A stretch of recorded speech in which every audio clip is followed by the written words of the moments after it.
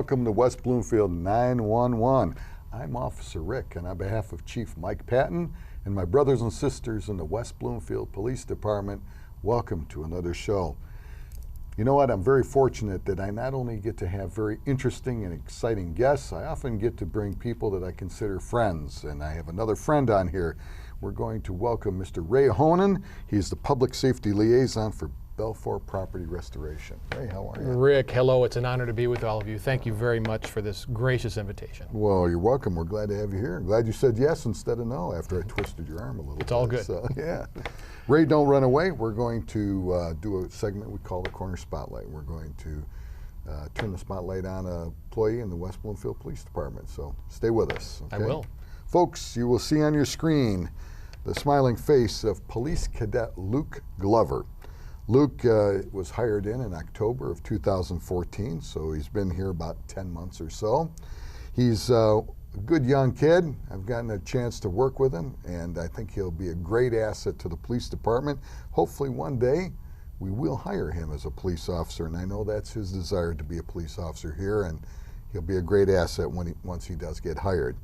He has never worked for another agency, but he did perform in an internship with the Berkeley Department of Public Safety, so he does have an interest in serving. His favorite food, like a lot of people, and I got to tell you, I like it myself, is pizza. And his favorite book is Lord of the Rings, the trilogy by J.R. Tolkien. And I've got to tell you, I have read that series of books, and like Luke, that is a wonderful book. And I'm going to have to ask Luke if he also read The Hobbit. Even though it's not part of the trilogy, I think you have to read that as well, Luke, so hopefully you've read that. Favorite movie, believe it or not, is a cartoon, the 1992 classic Aladdin, starring the voices of Robin Williams and Scott Weinger. And I've got to tell you, Luke, that even though it's a cartoon, that is a great show, and I thought Robin Williams was just phenomenal as the genie. I mean, really, he was fantastic. No one does it any better. Favorite music, he said, is anything but country and western. I don't know, Luke, we're going to have to get you involved in a little C&W. And his accomplishments and hobby, now Luke's a big guy, he loves to run. He said he's a marathon runner. And the only marathon I run is from the couch to the refrigerator. But he's a marathon runner, and he's competed in the Ironman triathlon. So quite athletic and a great asset, great kid, good guy to have here. When I asked him about his favorite quote, he said it's one by Neil Donald Walsh, "Life begins at the end of your comfort zone." I like that. I'm going to have to steal it from him. Do you mind, Luke? Listen, if you see Luke at the station, when you come into the PD for any type of assistance, he'll be there. Say hello to him. Make him feel welcome here in West Bloomfield. Luke, we're going to turn the corner spotlight off, and I'll see you back at the barn. Folks, our law enforcement fact for today's show. Let's do a little bit of modern history, 20th century history in law enforcement. It was around circa 1907 that at least one American police agency, and you probably guess which one it is, the New York City Police Department, was using trained police service dogs on a normal basis in its law enforcement agency, helping to protect their community. They were one of the first to use dogs on a regular basis. And as you know, we have remembered many of the dogs that have been killed in the line of duty on this show. So they've been a very important asset for over 100 years in American law enforcement. And the 20th century, though, was a phenomenal time for law enforcement. Saw many great changes in modern policing, including such things that we take advantage of or just see as a regular course of work today. Scientific methods to solve crimes, motorized police force, electronic communications, imagine that, and advancements in police technology. And if you will watch our show, or if you've seen our show with Executive Mark Hackle from Macomb County, you can see that technology is just going to blossom and grow from this point on. So it all started in the 20th century. Well, that's our law enforcement fact for this show. Please stay with us. We are going to come back in a moment or two with our very special guest and dear friend, Ray Ahonen from BELFOR Property Restoration. Don't go away. You're watching West Bloomfield 911 on Civic Center TV, a service of the Greater West Bloomfield Cable Communications Commission. For more information or to watch episodes on demand, visit civiccentertv.com/WB911. Civic Center TV, television that's close to home. After the tragic loss of an officer in the line of duty, Michigan Concerns of Police Survivors provide support to surviving law enforcement families and co-workers. To learn more about My Cops and upcoming events, or for information on how you can help, visit micops.org or call 877-464-2677. Hello, and once again, welcome to West Bloomfield 911. We are talking today to a good friend, Mr. Ray Ahonen, Public Safety Liaison for BELFOR Property Restoration. Ray, again, glad to have you here. So grateful to be here. Thank you, Rick. You know, we've known each other for 24 years I've been here, but you actually started with the West Bloomfield Fire Department. Before I got here, you started in January of 1977. So you've been in fire service longer than I've been in the police service. It's been an incredible run to live the dream, quite frankly, Rick, of a young man into a middle-aged man. I did, in fact, cut my teeth in the fire service and walked in here January 3rd, 77. Being a fireman, a paramedic, is all I ever wanted to do, and the experience after all these years has been beyond my wildest dreams as far as being fulfilling and the ability to help people. We've done some incredible things, and truly, I owe a debt of gratitude to the West Bloomfield Fire Department, the greater community. It's, in a sense, I feel like I'm back at home, and I thank all of you for this opportunity. Well, I don't know if you ever really left, because sometimes when you leave, your body leaves, you go on and do other things, but a lot of times your heart and the memories are always here anyway. So True. We're glad to have you back. And you spent, what, 22 years in the fire Yeah, department? I was here from January 77 until July of 98. And then I went to Macomb Township to become the fire chief there for a period of time. And you went through the rank structure here? I did. I left as lieutenant training officer and then to the fire chief, and that was a different perspective with the 5 Bugles. I'll bet. Now, when you went to Macomb, was that just, were you starting that agency at the time, or was it an established agency? No, it was an established agency, and they did not deliver services, fire rescue EMS, like we do here in West Bloomfield. They were a combination department, meaning I think we had 4 full-time people, non-24-hour shifts, 40-hour-a-week captains, and then about 40 paid-on-call firefighters, which meant they came from home or from work when the alarm sounded, pulled the truck, staffed the station, and responded that way. There was tremendous growth in the late 1990s, early 2000s. As you may know, the census went from 50,000 to 83,000, and there were some great challenges with the infrastructure and being able to respond, but through a relationship, and that's what this life is all about, relationships, Rick. We really did some very good things as far as the ability to serve the residents of Macomb Township, and we did it in a fiscally wise, respectful fashion. Yeah. Now, you left after 7 years there, and what was the tenor of the fire department once you left? Now, you said when you first got there, 4 full-timers, a lot of part-timers. How much did that change when you left? We had, as the best I can recall, 8 full-time people, maybe 9, and almost 80 paid-on-call firefighters. So the township realized that with the growth and wanting to, again, be fiscally responsible and deliver better services, we spent so much money on training and capital resources, like from 2 fire stations to 4 fire stations and a whole bunch of apparatus. But the biggest investment by far, the most significant investment and special investment, was in fact in the people, the resources. Yeah. You know, it's funny you say that, because we had a friend of yours on one of our shows, Chief Greg Flynn of Fire Department here in West Bloomfield, and when he was talking about resources, he said the same thing, that the people are the main resource and the primary resource that you have to concern yourself with. Yeah, they are, and it's not always easy. Yeah. I have a line with regard to labor relations that it's called labor because it's painful sometimes. And in fact, I was the IAAF union president here for a short period of time during my tenure. And then again, as the chief in Macomb and sitting on the other side of the table, but by far the experience in West Bloomfield, it prepared me greatly to, frankly, I hope, be a better chief and a better senior officer to take care of the troops and see through the differences and deliver an outstanding fire rescue EMS product.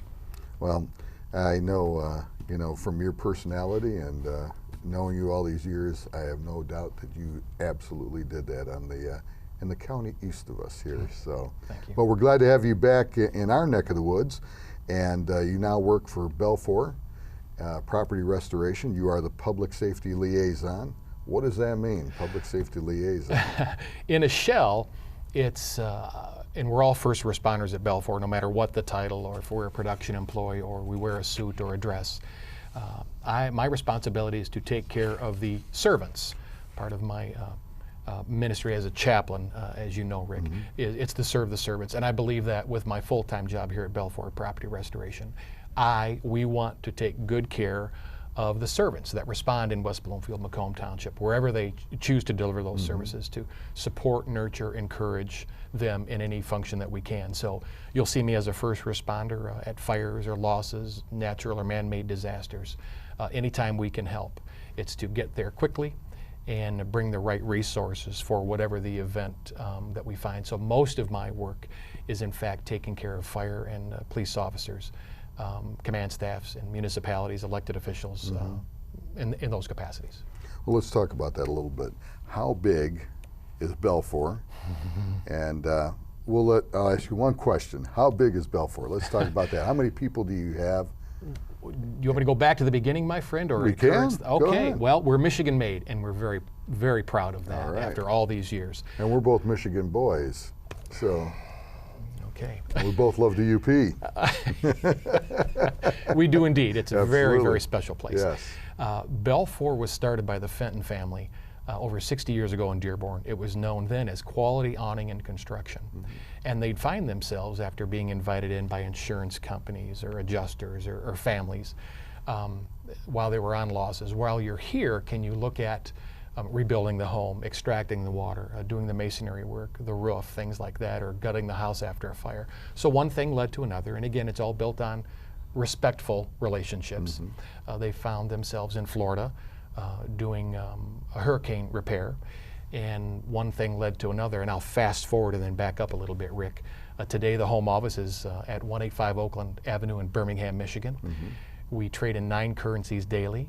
We have approximately 150 North American offices, and we're in over 30 countries. But it all started here by 2 brothers serving in Dearborn, Michigan. And it's quite staggering, and it is a very large organization. But again, the home office is in Birmingham. Michigan is our roots, and it's very special and important to us to take care of those that supported us, certainly as we started. And all of that is fine, and we do major disasters and hurricanes, fires, and floods around the world. But the typical loss at BELFOR is a sump pump failure, or the supply line to your toilet or refrigerator for the ice cubes lets loose, and you're up north or you're in Florida, and lo and behold, you find out that there's been some sort of issue at the home, and you need to find a good experienced restoration contractor to do that. And that's, in a snapshot, what we do at BELFOR. Now, you said it started out with 2 brothers. Is the company still family owned, or is it that passed on That's to a others great, at this point? great question, Rick. Excuse me. We are wholly management owned. We're not a franchise, and that's a very good thing from our perspective. So we don't have to be concerned with pricing and geographical boundaries and the capacity to serve and everything like that. You call one number, and you get one person, and we're the largest restoration remodeler in the world, and there's one phone number, one relationship, and again, it's all about a relationship. So having a loss where you need multiple trades and there are so many people involved, perhaps a municipality, Rick, with permits, you call one person, one phone number, and we handle all of that for you. We believe that adds to the process and makes the loss of the citizen or business owner much easier to get through, because they certainly can be very trying and very devastating, as you know. Oh, absolutely. I would think, I know unfortunately in my family we've experienced flooding in basements and stuff like that due to, well, remember in August of 2014 we had the 100-year rainstorm, and most of it ended up in my basement, my mother's, and stuff like that. So, yeah, when you're going through all that, you don't want to have to call a half a dozen people. No, it's so true, and we talk about consistently, we talk about the character traits in the belief system, because whatever the service is, however that's delivered, it starts here. Whatever we speak comes from here.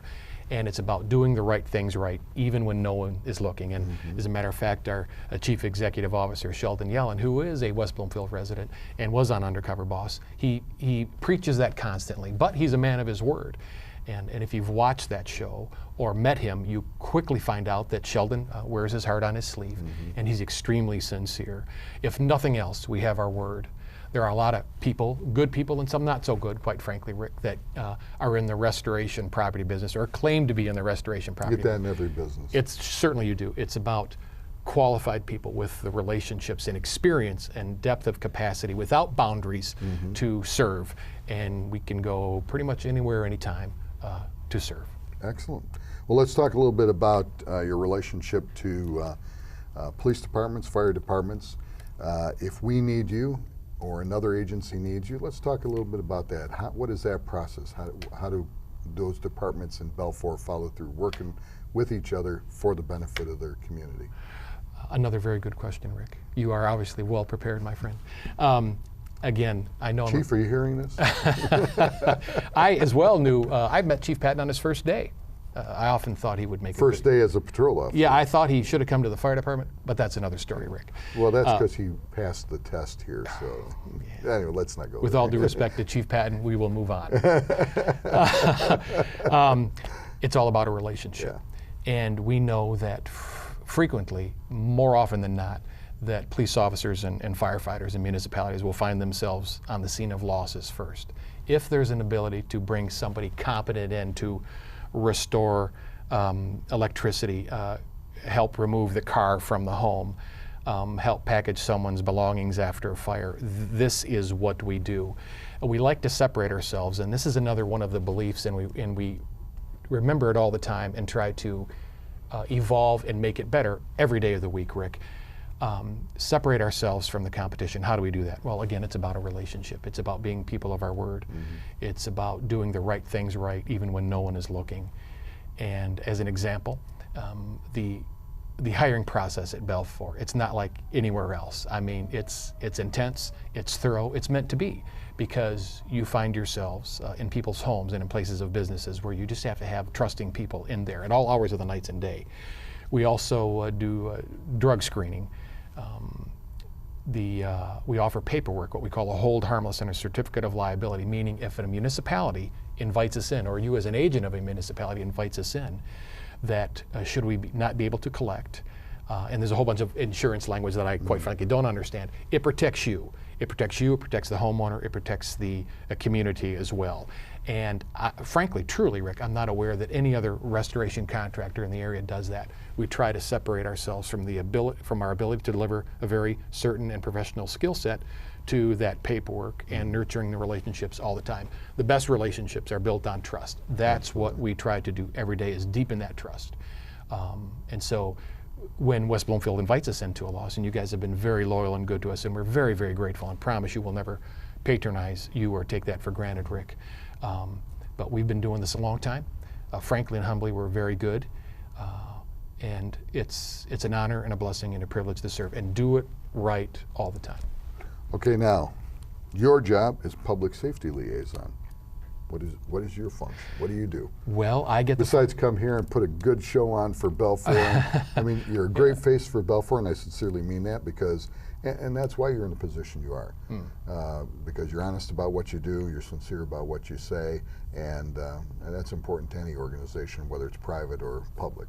But as Public Safety Liaison, what is your function? Well, I think my almost 30 years in the service has prepared me well, quite frankly, and BELFOR does customer service, but frankly, you and the other public servants out there, you're not in the customer service business, you're in the extreme customer service business. Truly it is. It's not always a felony or a working fire, but you guys deliver extreme customer service. We want to be an extension of that extreme customer service when we can be invited in to serve you or to serve the business owner or the homeowner. So again, the 30 years has prepared me well, and I don't think, I'm pretty sure that BELFOR would not have hired me had I not had that first responder and then executive chief officer perspective and experience. So I go out, I know, again, respectfully and humbly, the lingo, what you guys have to do. You won't see us picking up the yellow tape and walking in. It is so frustrating as a retired fire chief and even as the BELFOR Public Safety Liaison to see contractors that will violate the scenes, and we all know they're crime scenes too. Again, so this is another example of how do we separate ourselves from everyone else. You waive, you always wait for the incident commander or representative of the command staff team to acknowledge you, invite you in, and then we always insist if it can be done for that personal introduction to the citizen or the business owner rather than just, okay, yeah, here's the contractor. And we all know, unfortunately, that the term contractor sometimes does not conjure up. Yeah, and again, there are people out there that should not be trusted. Right. So do your homework and establish that relationship with BELFOR Property Restoration prior to the need. Mm-hmm. It's all about that relationship. So you'll see me at 1 in the afternoon, 1 in the morning. Sometimes I do nothing more than a handhold. When we ask certain questions of those that have suffered the loss, have you contacted the insurance company? And if you have, if you haven't, here's the number. We carry all the numbers with us. That's something that's very important to do. And please tell them at the same time that BELFOR has been invited in via the law enforcement or fire department.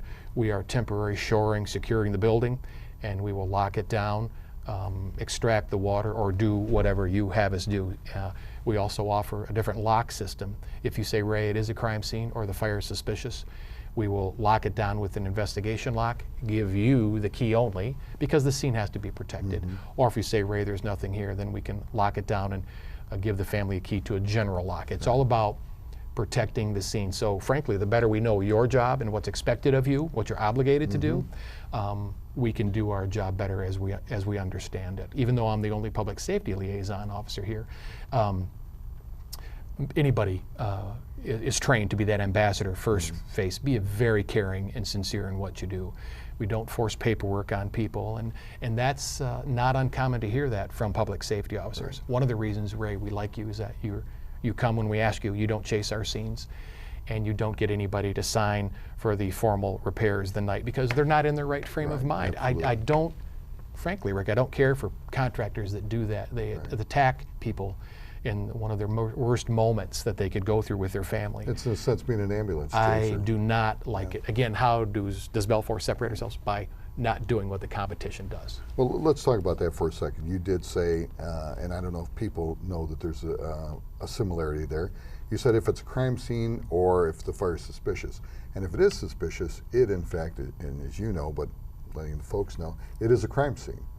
Just because the police may not be called there initially as what is a traditional crime, if the fire department says, look, there's some suspicious going on here, the fire marshal is going to be investigating with the police department, it is in fact a crime scene. And being in your position, you're aware of all that, which helps us.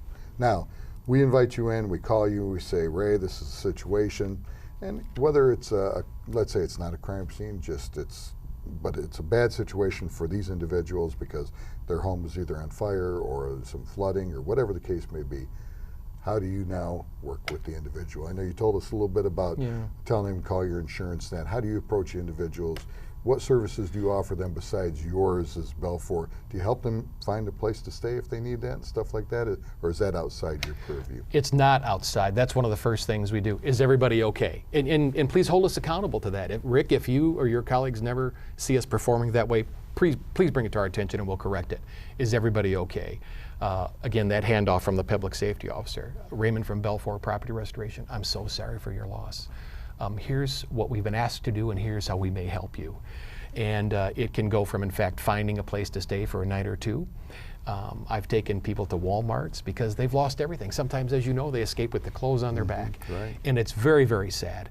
You take them to get a toothbrush or health and beauty products or clothes just to get them through. We provide documents. It's a packet. It's called What's Next, and it's about what to expect during the process.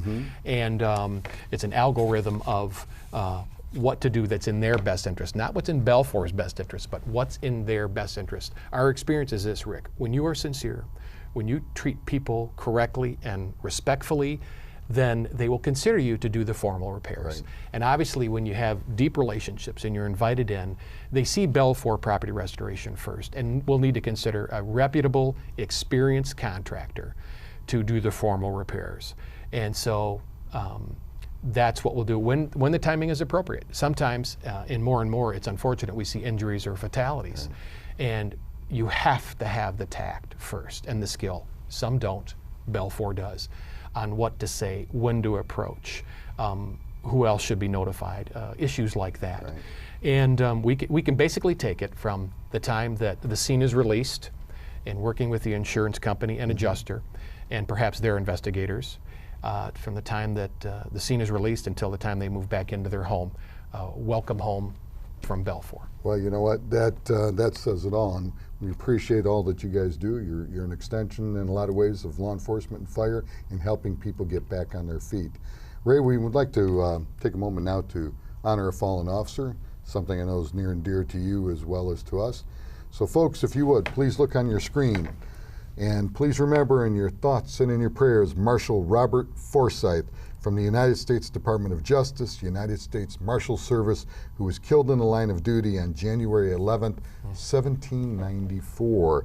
Now, that's a long time ago, but this man is a true American hero, and the reason we chose to honor him today is because Marshal Forsyth was the first federal law enforcement officer killed in the line of duty, and since his death there have been over 2,000 federal officers that have been killed in the line of duty. He was shot and killed while he attempted to serve civil papers on a man. So even in that day and age, something that was small in nature resulted in the death of a law enforcement officer.